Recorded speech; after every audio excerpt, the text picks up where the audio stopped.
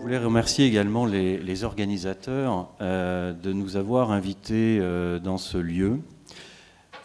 Pourquoi ? Parce que ce lieu ne peut pas ne pas dégager une émotion, puisque nous sommes ici dans un site qui est chargé d'histoire du soin, puisque dès le XIVe siècle, on a accueilli de nombreuses personnes pour y faire tout d'abord de l'hospitalité au sens propre du terme, au sens premier, pour y donner la charité, comme on disait.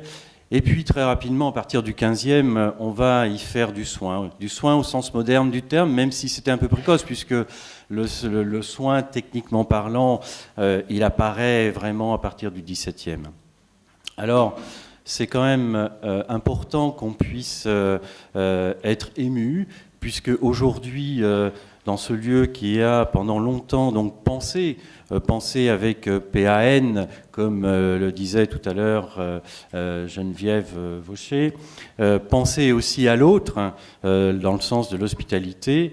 C'est donc important qu'on ait, nous aussi, une pensée pour ce lieu et pour tout ce qui a pu se faire depuis des siècles.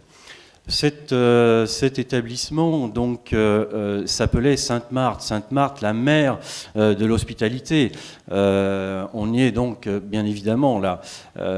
Et cet établissement a eu pour vocation ultime de s'occuper de la personne âgée jusqu'en 1994, date à laquelle donc il a été mis fin à sa vocation à la fois de soins, mais aussi d'hébergement.